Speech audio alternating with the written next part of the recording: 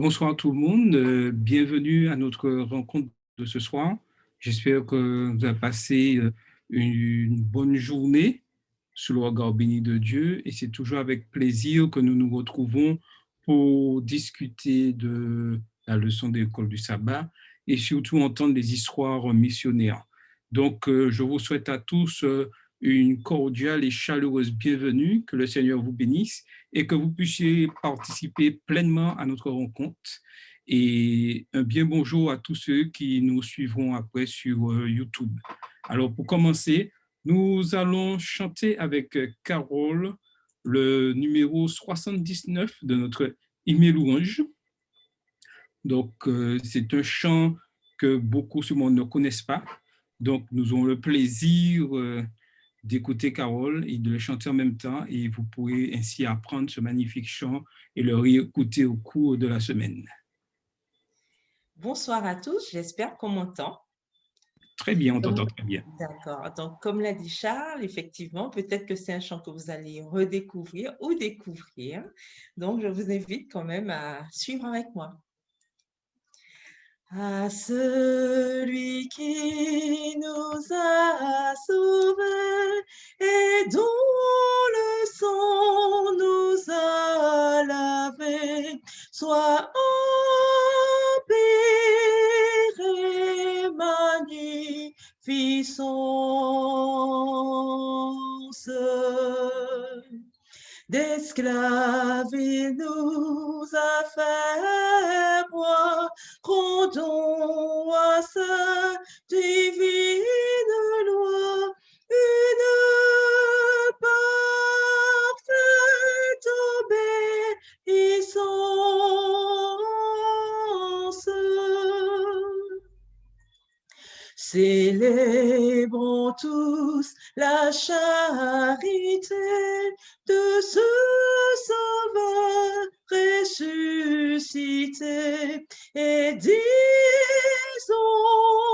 avec les saints anges: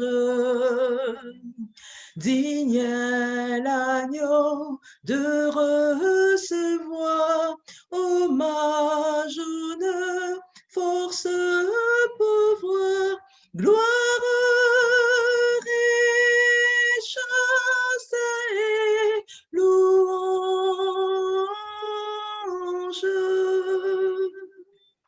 Voilà, bonne soirée à tous, à bientôt. Merci Carole. Maintenant, nous aurons la bienvenue avec notre ami Georges.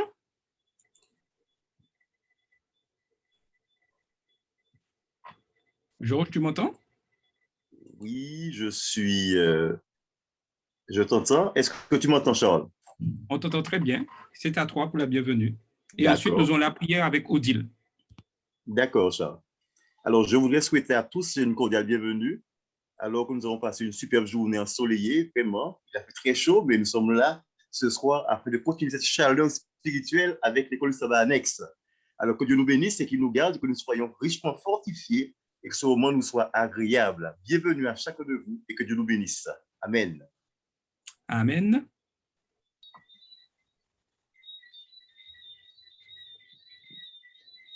Oui. Donc, Odile, tu peux aller. Oui, je peux y aller? Oui. OK. Notre Père, notre Dieu, nous te remercions, Seigneur, pour cette bonne journée passée sous ta divine protection. Merci pour tous les bienfaits manifestés envers nous pendant cette journée. Nous te remercions surtout pour le souffle de vie que tu nous accordes dans cet instant. Pardonne-nous tous nos péchés en pensée, en parole, en action et permets que chaque jour, Seigneur, nous puissions rester fidèles à toi. Nous puissions tout faire pour être agréable à tes yeux. Accorde-nous chaque jour l'œil de discernement pour tout ce que nous faisons, tout ce que nous dirons, puisse être de nature à te louer et glorifier. Garde-nous en cet instant, accorde-nous ton Esprit Saint pour ce message qui sera délivré et permet que tout ce qui se dit puisse nous fortifier et nous rapprocher plus près de toi. Au nom de Jésus et pour ta gloire. Amen. Amen. Merci. Donc maintenant, nous allons passer un bulletin missionnaire avec Yolette. Il fera le récit du jour. Bonsoir à tous. Bonsoir, Violette. J'ai la joie de vous retrouver ensemble ce soir, de nous retrouver ensemble pour partager la parole de Dieu. Donc, comme nous savons tous, pendant tout le trimestre, nous naviguons toujours dans la mission et division interaméricaine. Donc, nous sommes toujours à Trinidad. Donc, qu'on révèle est l'un des sites, là, est l'un des sites de nidification les plus importants au monde où la tortue lutte géante.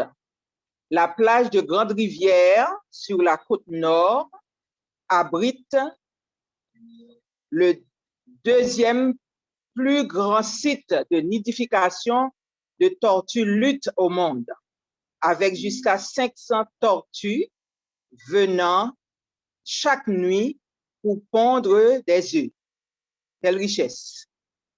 Alors, il y a aussi le piment qui s'appelle le moruga scorpion, et il est aussi originaire du sud de Trinidad, et est officiellement le deuxième piment le plus fort du monde.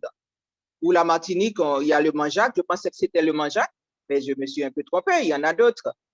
Alors, atteignant 2 millions d'unités sur l'échelle de Scoville à Trinidad, en comparaison, un poivron atteint de 0 à 100 unités et un piment jalapeno peut atteindre 10 000 unités. Alors, c'est ce qu'on nous dit de Trinidad aussi. Mais je vais partager avec vous une expérience très triste, mais aussi très enrichissante d'une jeune fille qui s'appelle Shirl Davis, âgée de 29 ans, dont le thème s'intitule « C'est Dieu ».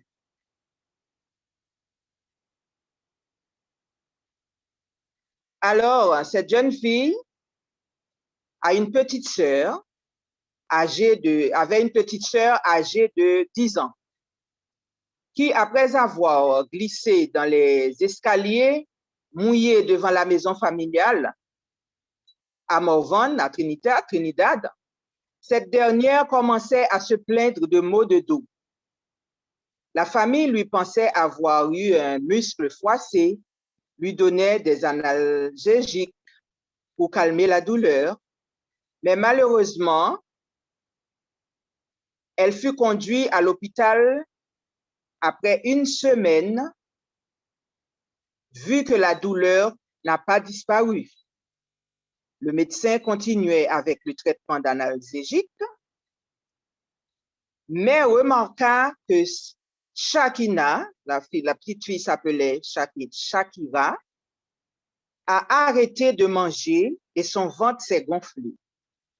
Donc, de retour à l'hôpital, malheureusement, les examens ont diagnostiqué un cancer.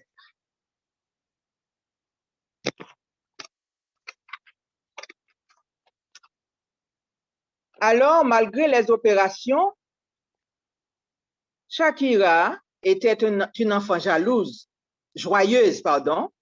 et elle essayait d'être la personne la plus joyeuse de sa chambre. Les médecins à l'hôpital, l'aimaient beaucoup. Après 1 an, elle a été débarrassée de son cancer. Quelques mois après son retour à la maison, le cancer est revenu malheureusement. Donc, sa grande sœur dit passer de nombreuses nuits avec elle à l'hôpital. Et se souvient qu'elle gémissait parce qu'elle souffrait beaucoup. Elle souffrait beaucoup et elle se souvient de ces gémissements qu'elle disait mon dos, mon ventre, mon dos, mon ventre sans arrêt. Alors, le médecin a ordonné une opération. Alors, la grande sœur dit que sa maman, sa petite sœur a dit à sa maman qu'elle refusait l'opération, mais sa maman va l'encourager à être opérée pour sauver sa vie, en lui disant que c'est pour son bien. Mais malheureusement, Shakira est décédée 1 mois après l'opération. Alors, sa grande sœur se rendait à l'hôpital lorsque sa mère lui a informé du décès de sa petite sœur. Elle était vraiment en larmes.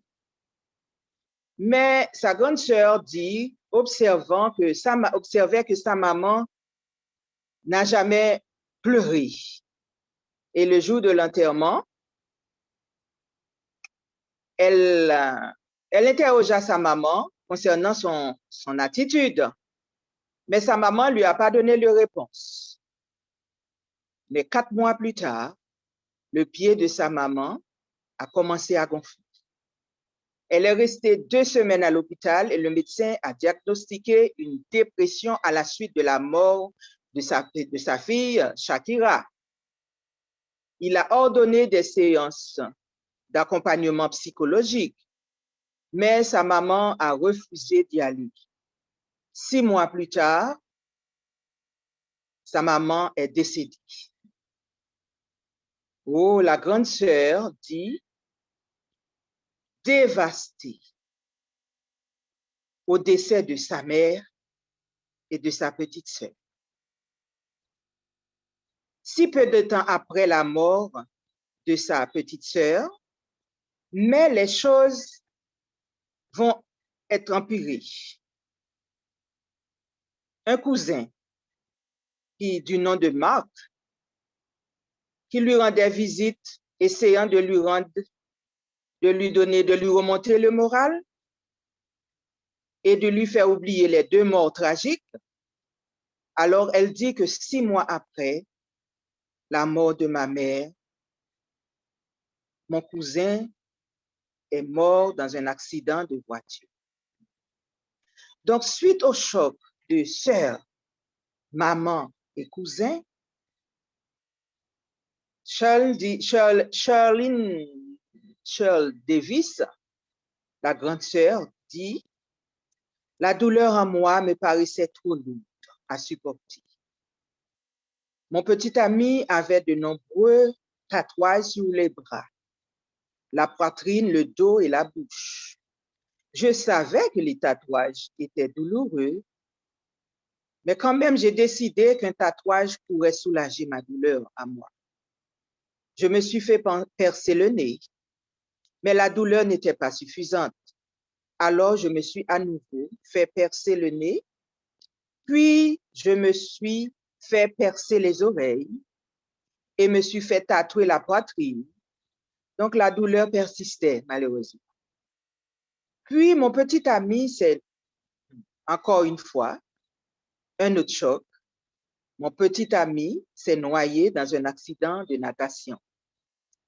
Quand j'ai reçu l'appel téléphonique, je ne pouvais pas y croire. Je me suis souvenu de ma sœur, de ma mère et de mon cousin. Maintenant, mon petit ami était mort. J'ai commencé à crier.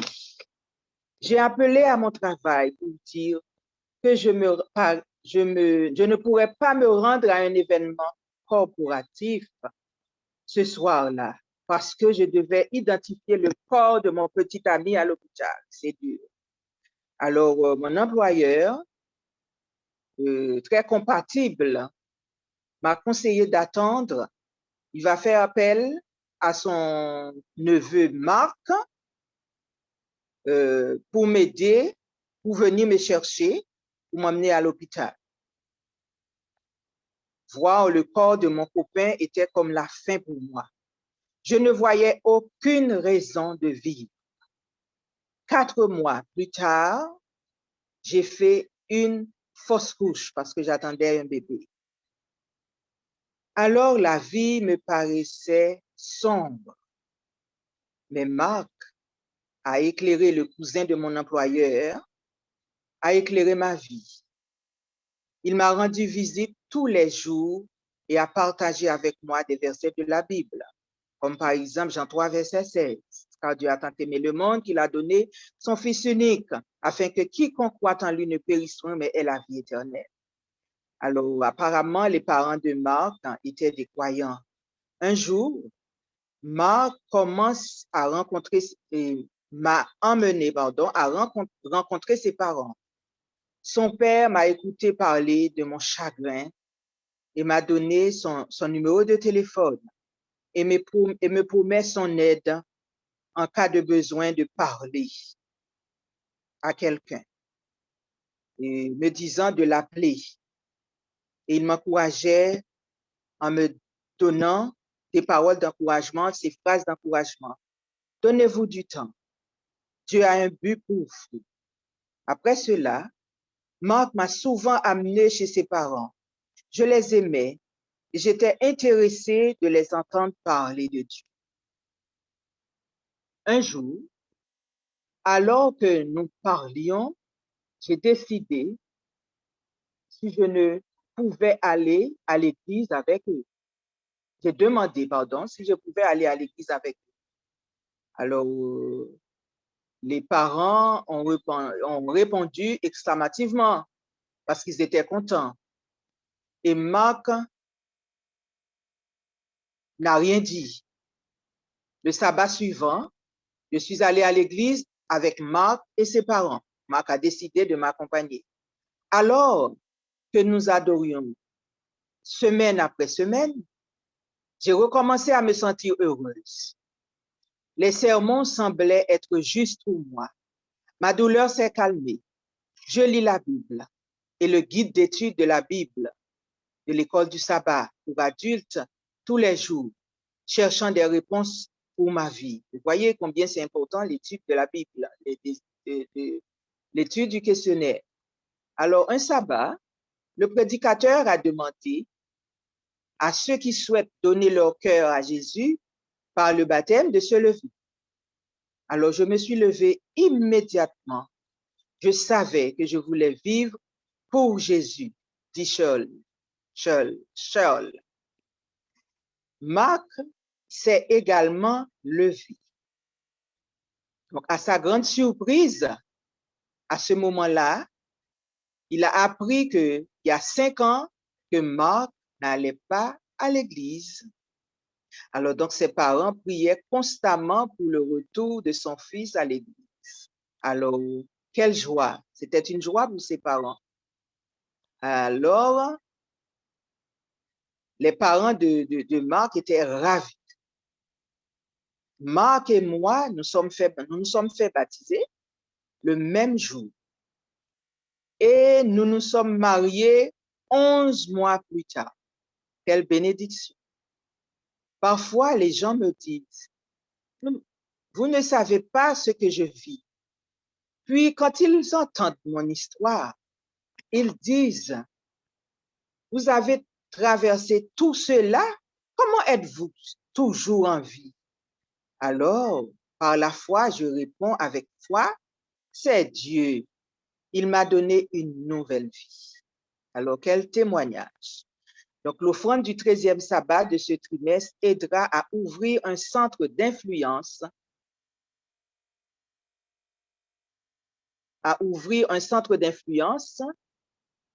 pour former les étudiants à devenir missionnaires à l'université Southern Caribbean à Trinidad. Alors, à travers les expériences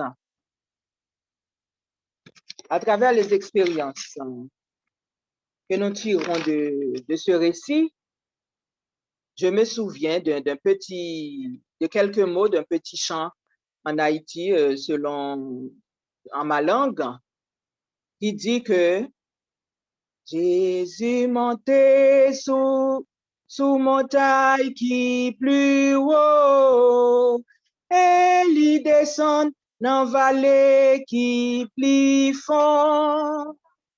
Cela veut dire que Dieu est le seul à pouvoir gravir le sommet de la plus haute montagne et pénétrer la vallée la plus profonde pour sauver quiconque, chrétien ou pas, mais à condition que X ou Y soit à l'écoute de son appel et décide d'obéir à sa volonté, non pas à sa volonté, mais à la volonté de Dieu.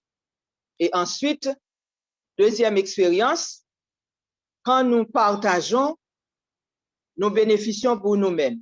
Alors, grâce à l'aide que Marc donnait à son ami, à son ami, Dieu a permis aussi qu'il retourne à Dieu. Donc, persévérons, prions pour nos enfants et partageons, n'hésitez pas à partager la parole de Dieu autour de nous. Que Dieu nous bénisse. Merci pour votre écoute.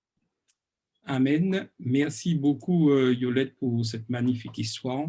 Et continuons toujours à prier pour nos frères et sœurs qui vivent des moments difficiles, mais qui s'accrochent à Dieu. Encore plus nous devons persister à rester accrochés à Dieu et à tenir sa main, surtout dans ces moments difficiles du COVID-19. Maintenant, nous allons passer à notre moment clé important. Nous allons découvrir cette leçon de l'école du sabbat, la leçon 6, qui a pour titre la descendance d'Abraham. Donc, il est important que nous puissions prendre le temps d'étudier la parole de Dieu. C'est quelque chose de capital d'importance. Et cette semaine, nous voyons l'importance que Dieu fait, quand il fait toujours des promesses et que ces promesses se réalisent toujours,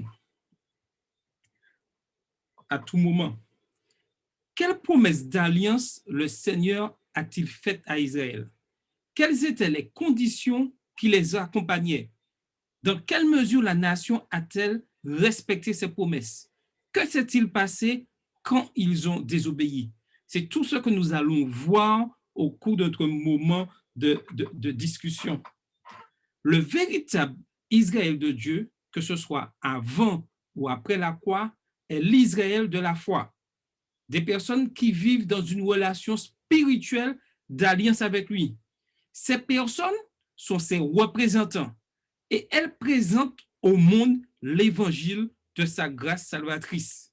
Et lorsque nous voyons ce texte, ce passage-là, nous pouvons l'apprendre comme une déclaration de mission.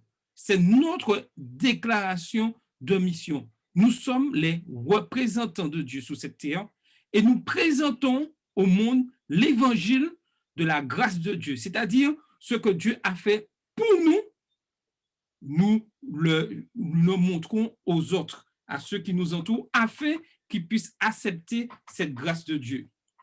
Même si Israël était la nation choisie de Dieu et héritait de l'alliance de ses ancêtres, il ne faisait pas de preuve de la même force de conviction dont faisaient souvent preuve ses prédécesseurs. Par conséquent, beaucoup en Israël firent les mêmes erreurs que leurs ancêtres, rejetant l'importance de l'alliance de Dieu dans leur propre vie. Dieu était à nouveau confronté au choix du reste parmi ses enfants pécheurs. Et lorsqu'on voit ça, on a l'impression, aujourd'hui que nous sommes au XXIe siècle, de vivre les mêmes choses. Est-ce que vous êtes d'accord avec ça, avec ce que je dis? Est-ce qu'on n'a pas l'impression de vivre les mêmes choses? Donc, j'aimerais avoir votre avis dessus. Alors, qui voudrait prendre la parole?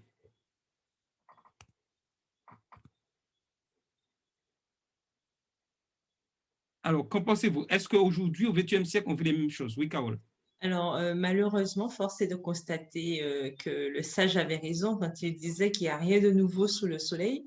Et on se rend bien compte que même aujourd'hui, on retrouve les mêmes bêtises que nous avons eu l'occasion de découvrir à travers les histoires bibliques. Et on a l'impression, effectivement, qu'on n'apprend pas des erreurs. Et c'est bien dommage parce qu'il y a bien des choses qu'on aurait pu éviter. Donc, c'est vrai qu'on a l'impression, en ce XXIe siècle, de vivre les mêmes choses que les ancêtres ont vécu. OK. Quelqu'un d'autre voudrait-il ajouter quelque chose? Sinon, je continue.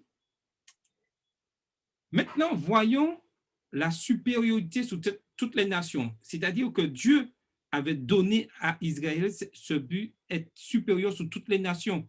Et dans Deutéronome 28, ainsi que dans les livres d'Ésaïe, Jérémie, Sophonie et plusieurs petits prophètes, des promesses d'alliance étaient faites à Israël sur la base de sa loyauté à Yahvé.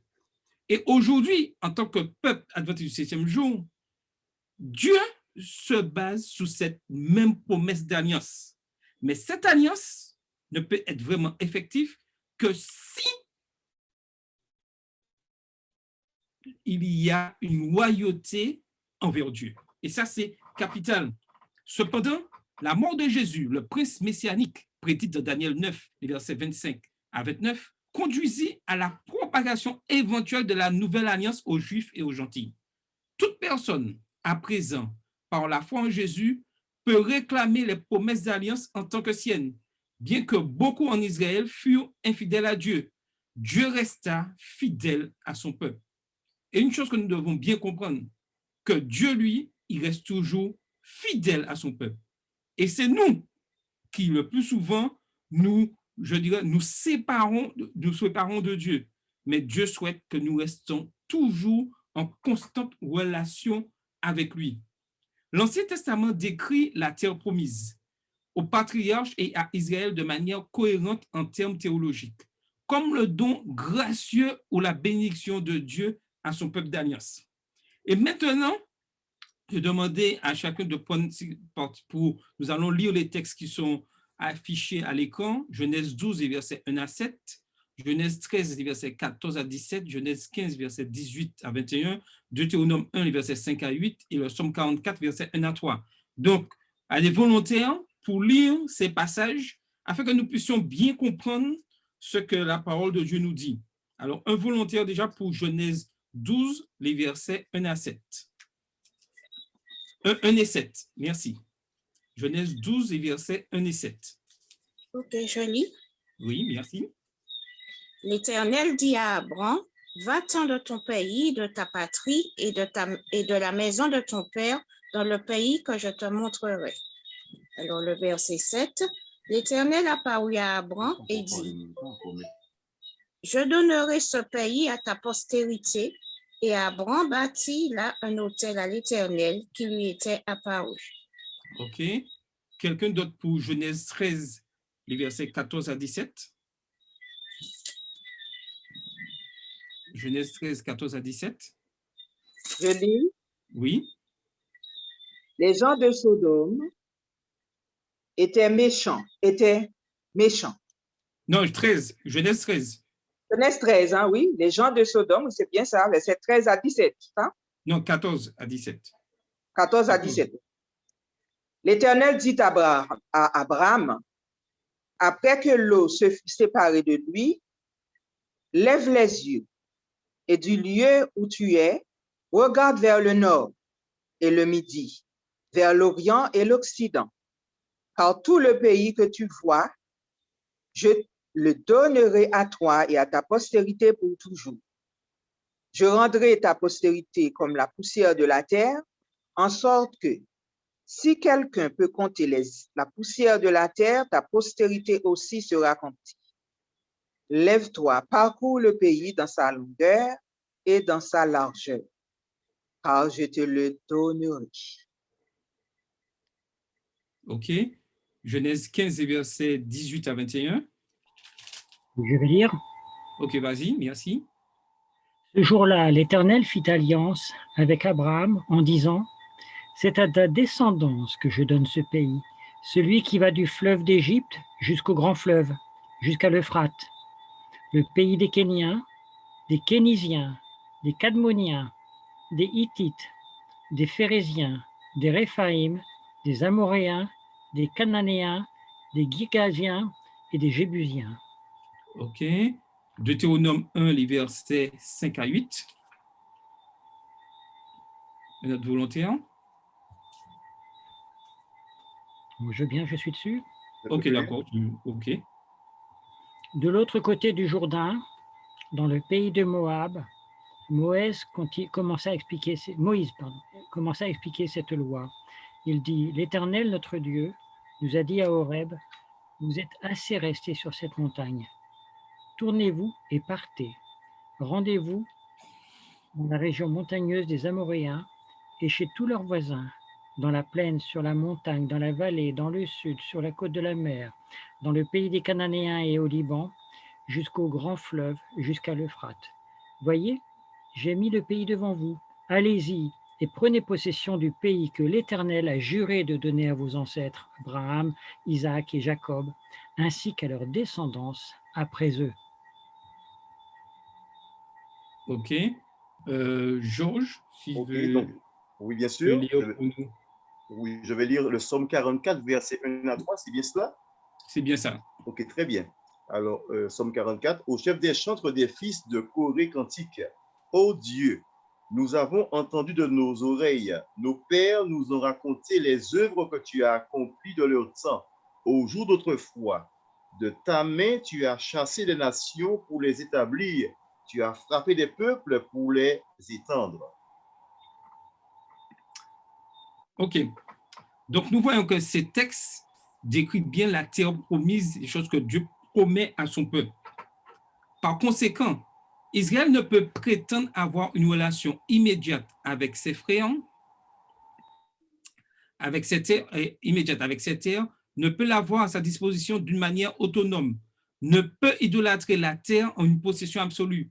Israël n'est pas propriétaire de la terre. Bien que la terre fût donnée par grâce à Israël, le peuple de l'Alliance ne pouvait demeurer ou rester sur la terre de Dieu que s'il obéissait au Seigneur Jésus. Deutéronome 4, verset 40, Isaïe 1, verset 19. Le don ne peut être reçu sans son donateur. Et ça, c'est important de comprendre cela, que c'est une grâce que Dieu fait. Et pareil pour nous aujourd'hui, Dieu nous fait cette même grâce en tant qu'habitants de la terre. Mais nous devons lui obéir pour pouvoir obtenir encore plus cette nouvelle terre quand Jésus reviendra pour renouveler cette terre. Maintenant, voyons Israël et l'Alliance. Une union spirituelle saillante de l'Alliance de la grâce était obéir et vivre, désobéir et mourir. Pour l'ancien Israël, ce motif thématique était tissé à travers l'Ancien et le Nouveau Testament. De l'Alliance académique à la Nouvelle Alliance, de l'Alliance adamique à la Nouvelle Alliance, la fonctionnalité divine de la volonté ordonnée et décrétée de Yahvé était liée à chaque promesse divine. La grandeur nationale d'Israël et les promesses d'extension de la terre reposaient sur des aspects conditionnels de l'Alliance. Il est certain que les promesses nationales qui s'appliquaient à l'avenir d'Israël et à sa notoriété internationale étaient liées à son obéissance conditionnelle. Et pour nous aujourd'hui, en tant que peuple Église adventiste du 7e jour, il est important que si nous voulons, je dirais, resplendir, avoir cette notoriété sur la terre, il est important que nous puissions être obéissants aux commandements de Dieu. Et si nous nous éloignons de ces commandements, comme le peuple d'Israël, nous mettons en danger, je dirais, la communauté. Donc, il est important que nous puissions vraiment rester fidèles à la parole de Dieu. D'une part, indépendamment du choix de l'homme, la volonté décrétée de Dieu dépend de l'inébranlable accomplissement d'une promesse divine. Genèse 3, verset 15. D'autre part, Dieu semble permettre au choix humain de perturber l'intention d'une promesse divine, libérant ainsi une chaîne de conséquences amères. Et tout cela pour montrer que Dieu laisse ce libre arbitre à chacun des hommes. Mais ce libre arbitre, les choix que nous faisons, amènent toujours des conséquences. Si nous obéissons à la parole de Dieu, nous recevrons des bénédictions. Mais si nous désobéissons à sa parole, nous aurons malheureusement des malédictions. Le reste, et ça c'est quelque chose d'important, chaque fois que les prophètes de l'Ancien Testament décrivent le reste eschatologique d'Israël, il est toujours caractérisé comme une communauté religieuse fidèle qui adore Dieu avec un nouveau cœur sur la base de la nouvelle alliance. Et nous allons lire ceci, et nous verrons bien pour bien comprendre. Nous allons lire Genèse 2, verset 32, Sophonie 3, les versets 12 et 13, Jérémie 31, les versets 31 et 34, Ézéchiel 11, les versets 16 à 21. Comme tout à l'heure, des volontaires pour lire ces passages. Donc, Joël 2, verset 32.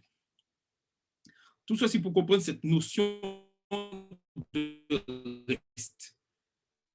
Joël 2, verset 32, un volontaire.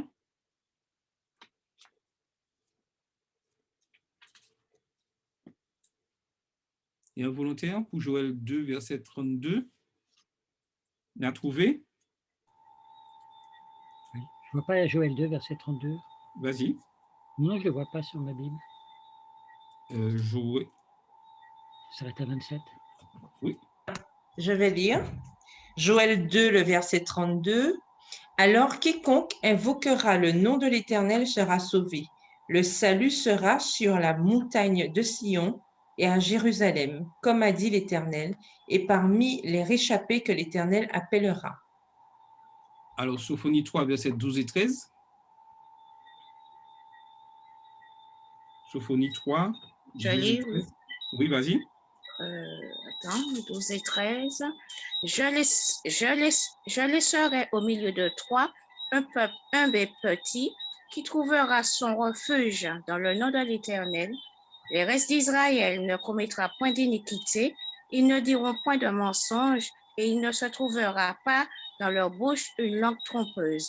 Mais ils paîtront, ils se reposeront, et personne ne les troublera. OK. Ensuite, Jérémie 31, les versets 31 à 34. Voilà, j'ai trouvé. OK. Voici que les jours viennent, déclare l'Éternel, où je conclurai avec la communauté d'Israël et la communauté de Juda une alliance nouvelle. Elle ne sera pas comme l'alliance que j'ai conclue avec leurs ancêtres le jour où je les ai pris par la main pour les faire sortir d'Égypte. Eux, ils ont violé mon alliance, alors que moi j'étais leur maître, déclare l'Éternel. Mais voici, l'alliance que je ferai avec la communauté d'Israël après ces jours-là, déclare l'Éternel, je mettrai ma loi à l'intérieur d'eux, je l'écrirai dans leur cœur, je serai leur Dieu et ils seront mon peuple. Personne n'enseignera plus son prochain ni son frère en disant « Vous devez connaître l'Éternel, car tous me connaîtront, depuis le plus petit jusqu'au plus grand d'entre eux, déclare l'Éternel. En effet, je pardonnerai leurs fautes et je ne me souviendrai plus de leurs péchés. » OK. Donc, Ézéchiel 11, versets 16 à 21. Notre volontaire. Je lis. Oui, vas-y. Verset 15. Allez-y, Georges. Georges, vas-y. Pas de problème, je te remercie. Ézéchiel 11, le verset 16 à 21. 16 à 21, oui. Il est écrit, « C'est pourquoi tu diras, ainsi parle le Seigneur l'Éternel, si je les tiens éloignés parmi les nations, si je les ai dispersés en divers pays, je serai pour eux quelque temps un asile dans les pays où ils sont venus. C'est pourquoi tu diras, ainsi parle le Seigneur l'Éternel, je vous rassemblerai du milieu des peuples, je vous recueillerai des pays où vous êtes dispersés et je vous donnerai la terre d'Israël. C'est là qu'ils iront et ils en ôteront toutes les idoles et toutes les abominations. Je leur donnerai un même cœur et je mettrai en vous un esprit nouveau. J'ôterai de leur corps le cœur de pierre et je leur donnerai un cœur de chair, afin qu'ils suivent mes ordonnances et qu'ils observent et pratiquent mes lois. Et ils seront mon peuple et je serai leur Dieu. Mais pour ceux dont le cœur se plaît à leurs idoles et à leurs abominations, je ferai retomber leurs œuvres sur leur tête, dit le Seigneur l'Éternel. OK, donc nous voyons par ces versets que Dieu a toujours un reste. Et ce reste a une mission à accomplir cette alliance entre Dieu et l'homme et permettre les choses se mettre en place. Et j'insiste sur la partie où on disait tout à l'heure que ce reste est toujours caractérisé dans une communauté religieuse. Et malheureusement, certains pensent que c'est en sortant de cette communauté parce qu'il y a toujours des problèmes. Là, quand on avait le peuple d'Israël, il y avait des problèmes, il y avait des transgressions de la loi, mais il y a toujours ce reste que Dieu utilisait pour faire avancer les choses. Donc, il est important que nous puissions comprendre aujourd'hui qu'en tant qu'Église adventiste du 7e jour, que nous représentons ce reste aujourd'hui au niveau du monde pour annoncer ce message, mais ça ne veut pas dire que cette communauté est parfaite et que tout se passe bien, parce que l'ennemi attaque toujours. Mais puisque moi, je dois savoir ma relation avec Dieu est fidèle, tant que je suis en communion avec Dieu et que je respecte ses commandements, je vis ma vie en tant que chrétien adventiste du 7e jour dans la communauté, pas hors de la communauté, tout seul dans mon coin, dans la communauté. Et l'ennemi, c'est ce qu'il cherche à faire, à pouvoir, je dirais, bannir ce sens de la communauté. Mais nous devons comprendre qu'il est important que nous soyons rattachés à une communauté si nous voulons vraiment faire partie de cette alliance. Alors, est-ce que quelqu'un voudrait ajouter quelque chose dans ce domaine-là avant de continuer? Je pense qu'il y a beaucoup de choses à dire quand même.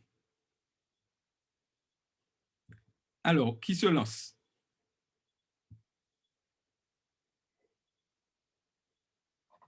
Personne? Oui, je vais intervenir, Charles. Oui, vas-y. Très bien. Alors, je voudrais dire que le plan de l'ennemi a toujours été de diviser pour régner. Et tant qu'il trouve de mettre sa part dans la division, alors c'est à ce moment-là qu'il va disperser, le troupeau sera dispersé et à ce moment-là, il n'y aura pas de berger. Enfin, tout sera dans un sens vraiment qui ne serait pas la gloire de Dieu. C'est pour ça que, comme dit un texte de la Bible, je n'ai pas la référence en tête, mais qui nous dit de ne pas abandonner notre assemblée comme quelques-uns, mais de rester fidèlement attachés l'un avec l'autre, parce que c'est dans l'union, c'est dans le rassemblement, dans la communauté que sont la force. Une communauté qui est fidèle, une communauté qui cherche à plaire au Seigneur, alors cette communauté elle est forte. Mais si elle est divisée, si chacun est dans son coin, bon, je fais ma petite cuisine, ma petite église pour moi-même, à ce moment-là, je ne crois pas que c'est ce que Dieu désire pour son peuple. Le texte, c'est Hébreux 10, verset 24. 25. D'accord. Je te remercie, Charles. Il n'y a pas de souci. Je voudrais ajouter à ce que Georges disait, effectivement, et ce que tu disais aussi, Charles, que effectivement, il est important pour nous, surtout aujourd'hui où on a tout vent de doctrine, en fait, beaucoup de théories. On entend beaucoup, oui, c'est ma relation avec Dieu, Dieu voit tout. Bon, je n'ai pas besoin d'église pour, je n'ai pas besoin de religion pour, etc. Mais on voit qu'à travers toute l'histoire biblique, on voit à chaque fois qu'il y avait un peuple. Donc, qui dit peuple, dit plusieurs, dit aussi communion, fraternité, etc. Donc, on a besoin de ça aussi. Et même dans le ciel, ça existe. En fait, les liens, et les liens sont très importants. On ne peut pas effectivement vivre une spiritualité dans son coin comme les ascètes ou alors aller s'enfermer dans une grotte et puis se dire que oui, non, c'est pas ça l'idée. Nous devons vivre dans une communauté. Et il est important pour nous de comprendre que ce n'est pas seul que nous allons y arriver, mais c'est bien un ensemble que Dieu vient sauver. De toute façon, c'est un peuple qui vient sauver. Et dans le titre de la leçon même, où on a la descendance d'Abraham, qui parle de descendance, parle de plusieurs. Donc, nous avons besoin justement de ce côté communautaire pour pouvoir aller aussi de l'avant. Et ça, c'est important. Donc, c'est vrai que à cause des difficultés qu'on trouve parfois dans la communauté, on a l'impression que oui, seul c'est mieux, à plusieurs c'est que des problèmes. C'est pas ça. En fait, on doit se positionner en justement personne ressource pour voir comment on peut améliorer les choses plutôt que de faire simplement des constats et puis de fuir ou de plonger la tête comme une autruche dans la terre. C'est pas ça l'idée. En fait, on doit chercher des solutions justement pour pouvoir faire vivre cette communauté et permettre que les choses aillent mieux. Et comme on le voit aujourd'hui, dans cette période difficile que nous vivons du COVID-19, nous voyons que tout est fait pour que chaque personne reste seule dans son coin tranquillement. Mais par la grâce de Dieu, Dieu nous donne des moyens technologiques, des moyens vraiment techniques de pouvoir quand même, malgré cet isolement à cause du virus, pouvoir garder ces liens. Et ça, c'est quelque chose de capital. Et comment bien que Dieu, lorsqu'il fait une alliance, certes, il parle individuellement dans le cœur de chacun, mais c'est vers un peuple cette alliance se fait. Ce reste fidèle de la fin des temps deviendra le témoin de Dieu parmi toutes les nations, y compris les non-israélites, quelles que soient leurs origines ethniques. Et nous pouvons lire cela dans Zacharie 9, verset 7. Et je demandais toujours, pareil, nous allons essayer de lire ces passages qui sont très importants pour comprendre. Nous allons lire Zacharie 9, verset 7, Zacharie 14, verset 16, Ésaïe 66, verset 19, Daniel 7, verset 27 et Daniel 12, verset 1 à 3. Alors, des volontaires, tout ceci pour comprendre que en tant que communauté, nous avons une mission, mais que c'est ensemble que nous accomplirons cette mission, et ceci pour toutes les personnes, pour tous les humains de l'humanité, quelle que soit leur origine. Alors, des volontaires pour lire Zacharie 9, verset 7. Un volontaire. Zacharie 9, verset 7.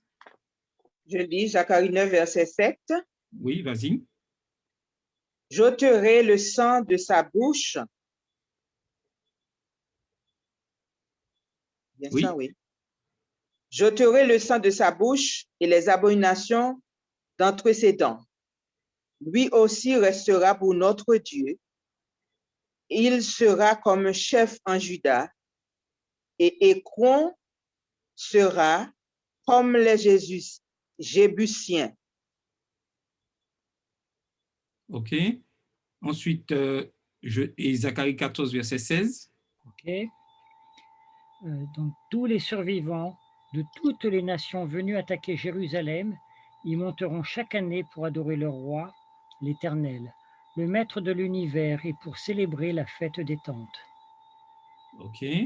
Ésaïe 66, verset 19. Je vais lire, Charles. Oui, vas-y. Donc, je mettrai un signe parmi elles et j'enverrai le réchappé vers les nations à Tarsis, à Puy et à Lude, qui tirent de l'arc, à Tubal et à Javan, aux îles lointaines qui jamais n'ont entendu parler de moi et qui n'ont pas vu ma gloire, et ils publieront ma gloire parmi les nations. OK. Daniel 7, verset 27. Je lis. Oui. Le règne, la domination et la grandeur de tous les royaumes qui sont sous les cieux seront donnés au peuple des saints du Très-Haut. Son règne est un règne éternel et tous les dominateurs le serviront et lui obéiront. OK. Ensuite, les trois derniers versets, Daniel 12, verset 1 à 3. OK. À cette époque-là, se dressera Michel, le grand chef, celui qui veille sur les enfants de ton peuple. Ce sera une période de détresse, telle qu'il n'y aura pas eu de pareille depuis qu'une nation existe jusqu'à cette époque-là. À ce moment-là, ceux de ton peuple qu'on trouvera inscrits dans le livre seront sauvés. Beaucoup de ceux qui dorment dans la poussière de la terre se réveilleront, les uns pour la vie éternelle, les autres pour la honte, pour l'horreur éternelle.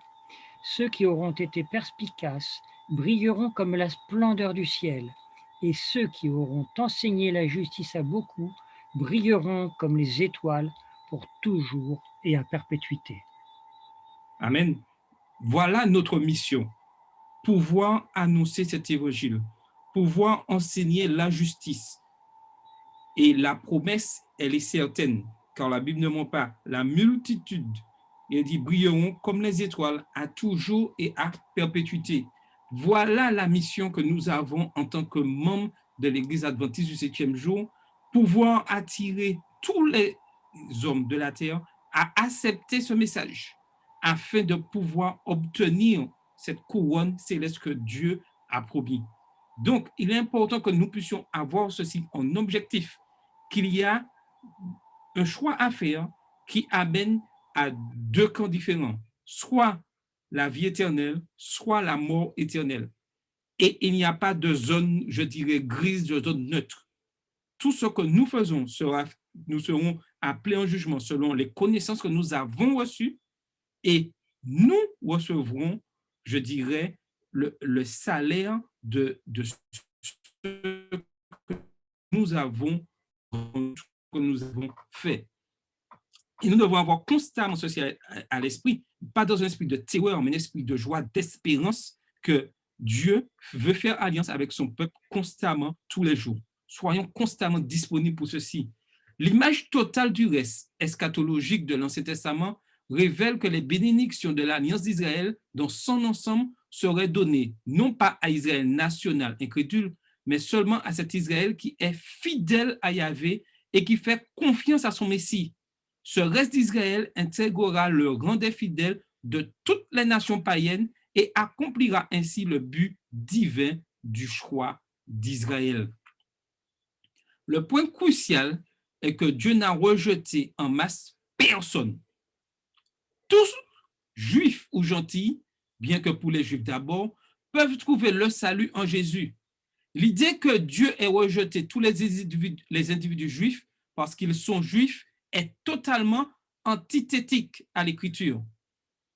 Comme Paul écrit, quel est donc l'avantage des Juifs ou quelle est l'utilité de la circoncision? Il est grand de toute manière et tout d'abord en ce que les oracles de Dieu leur ont été confiés. Et quoi? Si quelques-uns n'ont pas cru, leur incrédulité anéantira-t-elle la fidélité de Dieu? Et tout ceci, on peut le comparer aujourd'hui au peuple de l'Église adventiste que nous représentons. Si quelques membres refusent de comprendre la parole de Dieu, cela voudrait-il dire que le mouvement, l'Église adventiste du 7e jour, n'est pas de Dieu? Non, car Dieu laisse chaque homme libre de choisir. Mais son souhait, c'est que tous puissent accepter. Mais remarquez, seuls quelques-uns n'y croyaient pas, mais beaucoup l'ont fait. Et ces gens, ces juifs croyants avec les gentils, formèrent l'Église primitive. En fait, l'Église était d'abord seulement constituée à peu près des croyants juifs au départ. Dieu n'a rejeté personne en masse en tant que groupe, parce que le salut ne vient jamais en masse, juifs ou gentils. Les gens sont perdus ou sauvés seulement en tant qu'individus ou sous la base de leur propre choix. Ce n'est pas la qualité de juif qui leur permettait d'être sauvés. Ce n'est pas le nom en qualité de gentil qui disait qu'ils étaient condamnés. Non, c'était le fait que chacun individuellement avait fait le choix de suivre Christ. Et aujourd'hui, ceci est également pour nous.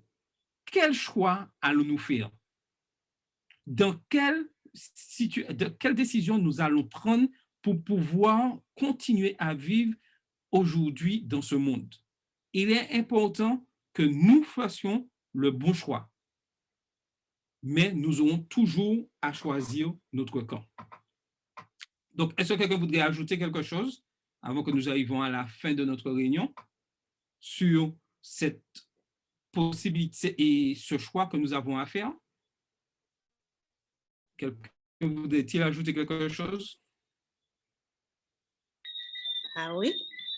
Oui, je voudrais dire que de plus en plus, nous aurons des choix à faire. Nous allons nous retrouver dans des situations où ce ne sera pas X ou Y qui devra décider pour nous, mais ce sera nous personnellement en fonction de notre relation avec Dieu, en fonction de notre fidélité, de notre obéissance, de l'alliance que nous avons fait avec Jésus depuis notre baptême, sur les moments de jeûne, les moments de prière que nous avons passés avec notre Dieu. Nous, personnellement, nous allons nous retrouver dans des situations où il faudra savoir exactement qui nous voulons servir. Nous devrions savoir à ce moment-là quelle est vraiment notre identité depuis que nous avons fait cette alliance avec Dieu. Quelqu'un d'autre voudrait-il ajouter quelque chose?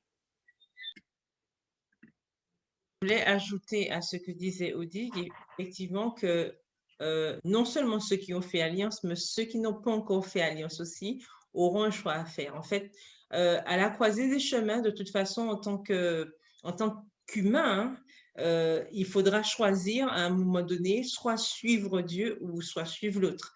Donc, il n'y a que deux chemins. Et comme elle disait, à un moment donné, de toute façon, le choix, il devra être fait. Donc, plaise à Dieu que nous fassions justement le bon choix pour ne pas perdre le bénéfice de ce salut qu'il nous a fait. Parce que nous soyons déjà à l'intérieur ou que nous ne soyons pas encore à l'intérieur, que nous ayons fait le choix ou pas, il faudra faire le choix. Et ça viendra tôt ou tard. Maintenant, il faut se préparer à justement être ferme dans le choix que nous aurons fait. Parce qu'une fois que ce sera fait, ben voilà, ce sera peut-être le choix qui déterminera notre sort lors du retour de Jésus. Tout à fait. Et j'ajouterais que nous avons un Dieu d'amour qui respecte notre libre arbitre. Et nous devons vraiment respecter. Lorsque quelqu'un fait le choix de partir, cela nous fait mal, certes, nous allons prier, mais nous devons aussi respecter ce choix. Parce que chacun est libre de ses actions. Dieu ne force personne. Même si ça fait mal au cœur de Dieu, il laisse faire. Il aurait pu empêcher le faire, il aurait pu empêcher, mais il laisse faire. Donc, nous qui sommes ses représentants sur terre, lorsque quelqu'un refuse d'entendre la parole de Dieu, laissons. N'essayons pas, des fois, nous voulons forcer. C'est vrai, c'est bien là, mais laissons l'Esprit travailler en cette personne et Dieu accomplira ce qu'il y a à faire. Mais chacun ne pourra jamais dire que c'est à cause de X, Y, Z. Non, non. J'ai fait le choix de suivre ou de ne pas suivre Christ. Même si les autres m'ont influencé dans, je dirais, dans le négatif, devant Dieu, Dieu me dira, je vais m'occuper de lui. Mais toi, tu as fait ce mauvais choix-là. C'est toi, personne ne t'a forcé à le faire. Donc, il est important de comprendre ceci. Dieu ne force personne, mais chacun aura à répondre de ses actions. Mon souhait, c'est que ça soit positif pour chacun d'entre nous. Maintenant, nous allons passer rapidement dans les dernières parties des questions qui nous permettront de comprendre, de réfléchir. Et je souhaiterais, si vous voulez partager, répondre à ces questions. Quel rôle l'Alliance a-t-elle joué dans l'établissement des relations entre Dieu et l'humanité à une époque où la question de la race était importante? Qu'est-ce que notre lien avec Dieu a à voir avec notre connexion avec les autres? Quelles leçons pouvons-nous tirer de la relation d'Alliance d'Israël avec Jésus, avec Jéhovah, qui peut renforcer notre relation avec lui? Et il est important que nous puissions aller au-delà, je dirais, de la race et de comprendre que lorsque nous sommes enfants de Dieu, tout ce qui est race, tout ce qui est culture, tout ça disparaît parce que nous mettons sous la coupole de Dieu, au service de Dieu. Et dans une communauté qui a compris cela, tout esprit de race, tout ça disparaît parce que nous sommes au service de Dieu. L'ennemi va mettre ceci dedans, mais lorsque j'ai compris ça, tout cet aspect négatif disparaît. Pour réfuter les préjugés communs de son temps, Jésus souligna certaines vérités évidentes telles que le soleil se lève à la fois sur le méchant et le bon, Matthieu 5, verset 45.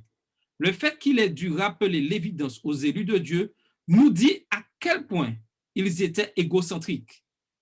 Et aujourd'hui, malheureusement, certains d'entre nous sont égocentriques. Nous avons un orgueil du fait que nous avons une grande connaissance.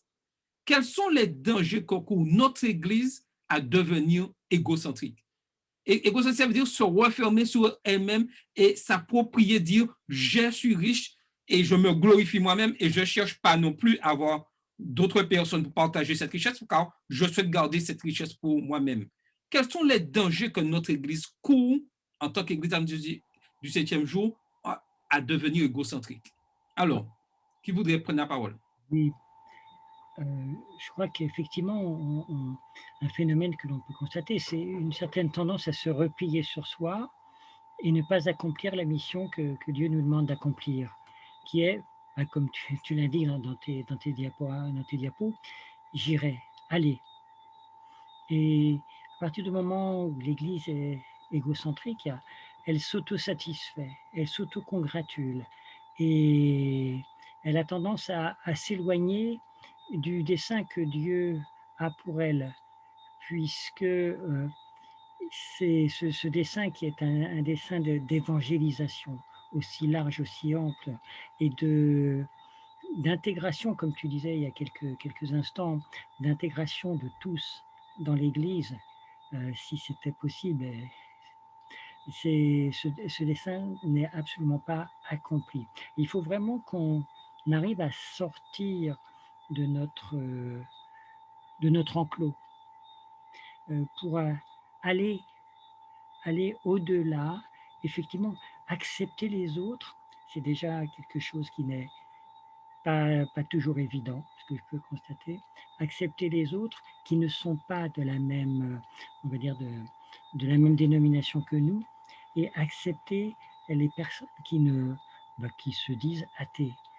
Tout cela, on doit le faire. Et si on est égocentrique, on est replié sur nous-mêmes. On a notre fierté, on est fier d'être adventiste, soit. Mais déjà, comme tu disais, dire qu'on est adventiste du 7e jour ne veut pas dire nécessairement qu'on sera sauvé. Il y aura des adventistes qui seront sauvés, il y aura des adventistes qui ne seront pas sauvés. Il faut savoir ça. Et on ne sera pas sauvé si on ne va pas s'ouvrir aux autres. Tout à fait, et tu as pleinement raison.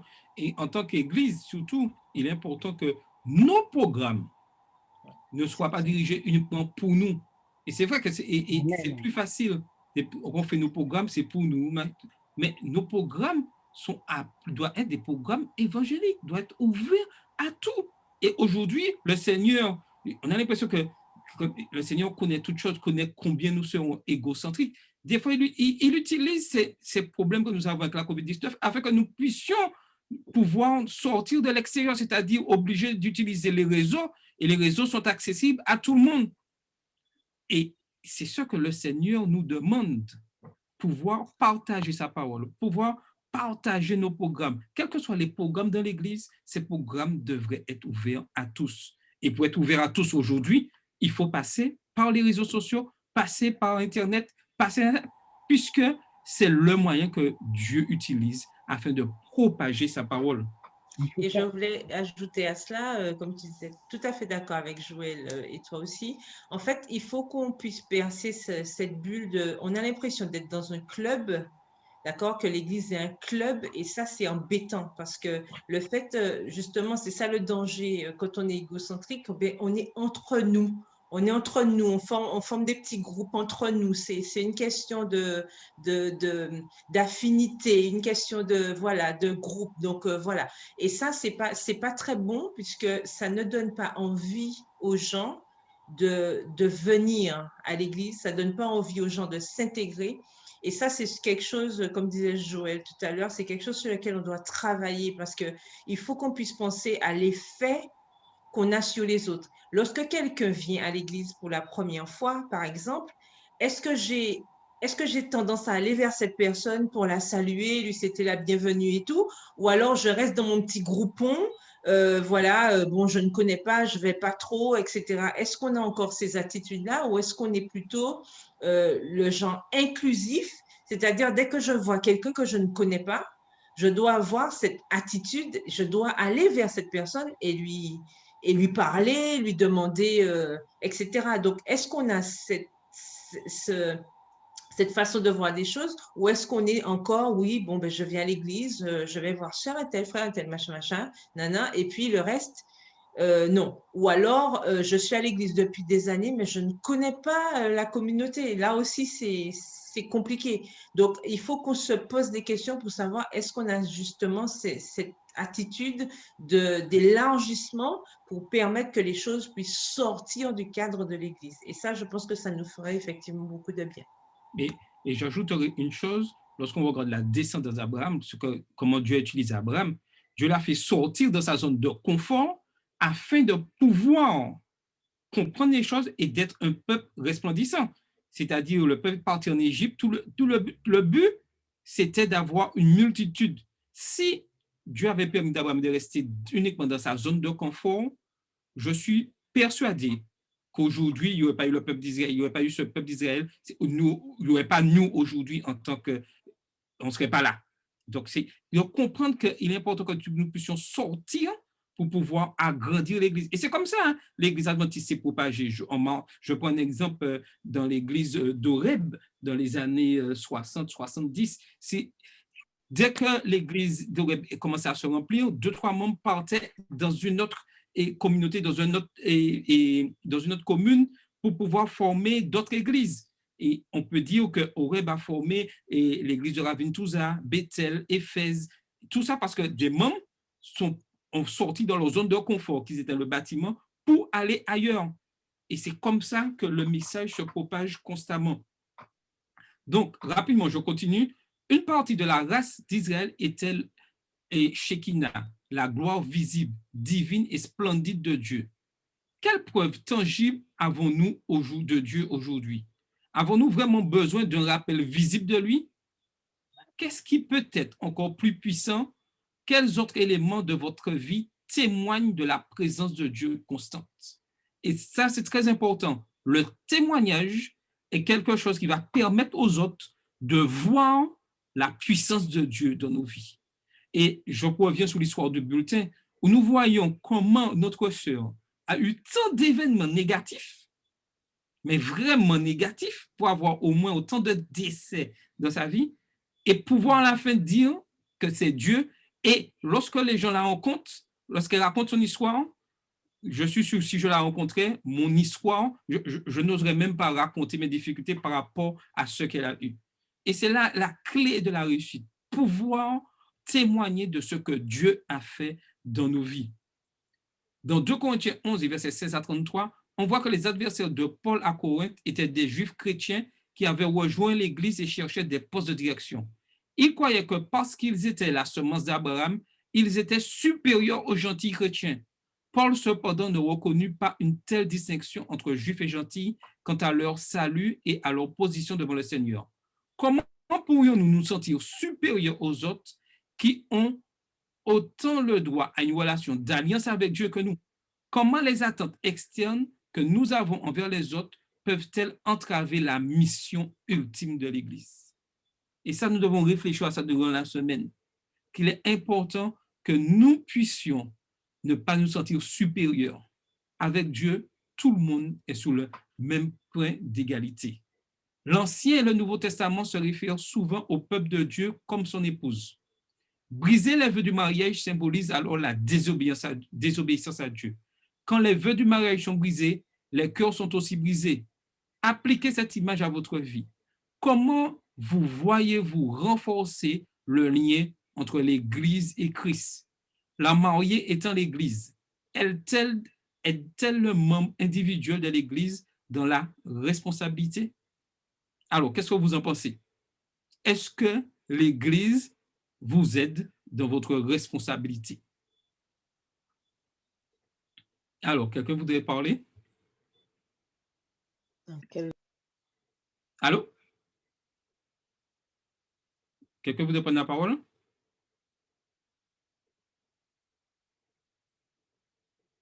Non?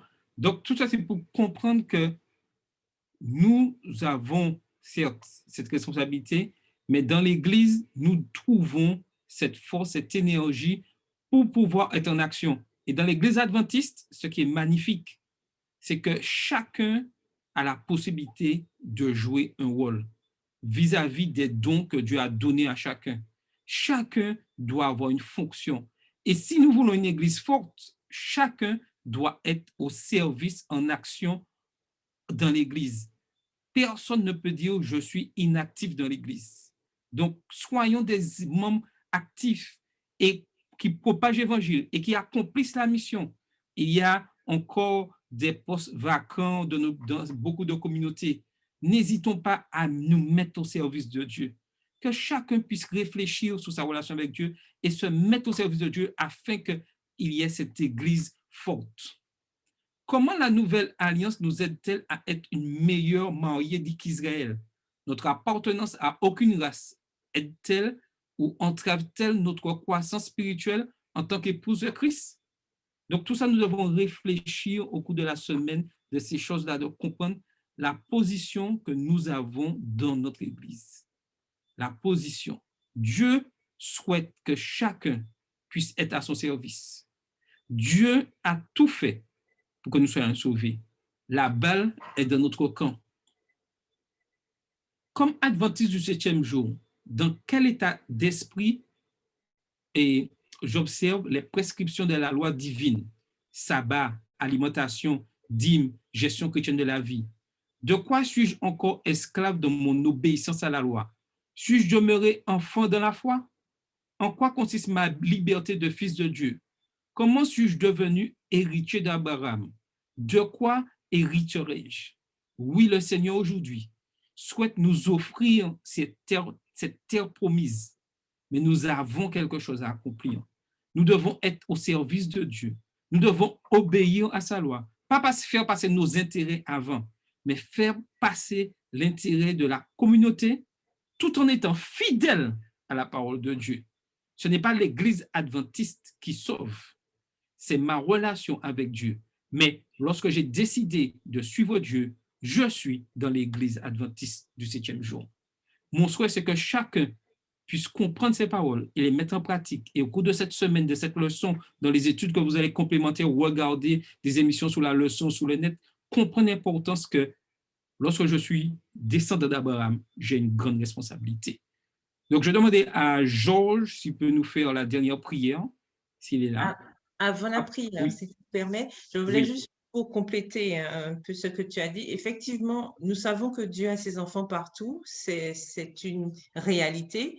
Effectivement, il a un peuple, mais c'est sûr qu'à un moment donné, l'ensemble, de toute façon, ira dans le même sens. Tout le monde pensera, parce qu'il dit bien, hein, ils entendront ma voix, mes brebis entendront ma voix, ils reconnaîtront ma voix. Donc, nous savons qu'à un moment donné, de toute façon, tous ceux qui sont dans le sens que Dieu demande se rassembleront pour aller dans la même direction et que nous savons que de toute façon, à un moment donné, le peuple de Dieu sera réuni pour pouvoir l'accueillir comme il faut lorsqu'il reviendra, que ce soit même si ceux qui sont passés par la mort ou alors ceux qui seront encore en vie quand il reviendra, mais nous savons en tout cas qu'il y aura une seule et même pensée dans le sens de ce que Dieu nous demande, et ça c'est une espérance en tout cas qui nous tiendra ferme et nous aidera à aller jusqu'au bout.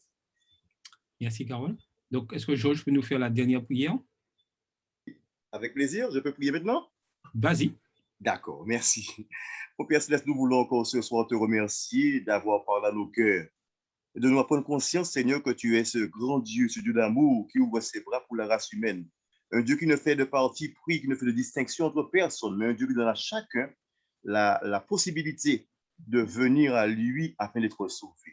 Et de nous prendre conscience de cela et ainsi à être à ton service en chrétien humble, en homme de femme, Seigneur, désireux de te plaire et de suivre ta parole. Nous t'en prions au nom de Jésus. Amen. Amen. Donc, merci à tous. La semaine prochaine, nous verrons l'Alliance au Sinaï, quelque chose de très important. Bonne semaine à tous et que le Seigneur vous bénisse. Bonne semaine, à bientôt. Bonne semaine, à bientôt. Merci à tous.